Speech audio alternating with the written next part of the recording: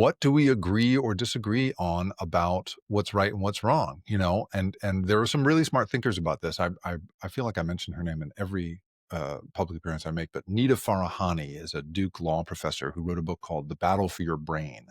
And she has this whole idea about cognitive liberty and how we need to enshrine it as a civil right.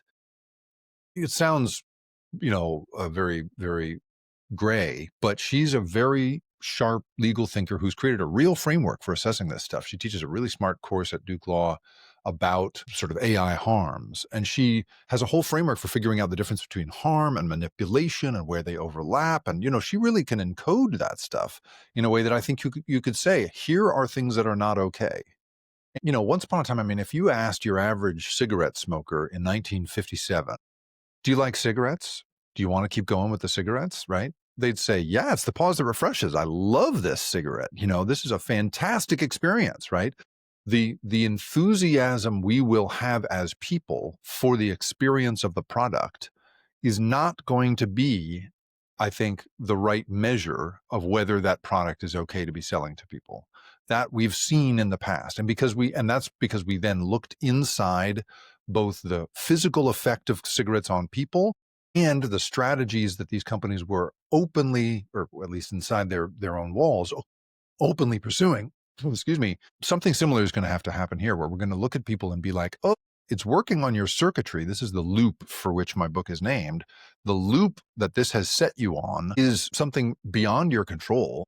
It feels good to you, but that doesn't matter because it's causing you to make all these terrible decisions. And here's the ways in which these companies have clearly made these choices internally to pursue this kind of behavior. I think once we get to that point, then you're going to start to see big financial losses. And that's where I think the rubber is going to meet the road in terms of people changing how they conduct business with this stuff. I find this idea of cognitive liberty very interesting. I mean, I hadn't thought of it, hadn't heard of the research before. I will have to noodle on it more. I mean, I think what's interesting to me, to just take a step back, is this idea of the lack of humanistic thought in tech circles. And it is interesting. I mean, I've been in the tech industry arguably since my first startup experience in 2007. So almost 20 years. That's scary. I am getting gray hair. Are we on video? I think we're on video. But I will say, I do think people had a much more well-rounded education in an earlier generation. I don't know if it is the dropout culture. I don't know if it's sort of this idea of the crypto hacker culture that has sort of arisen in middle school, high school.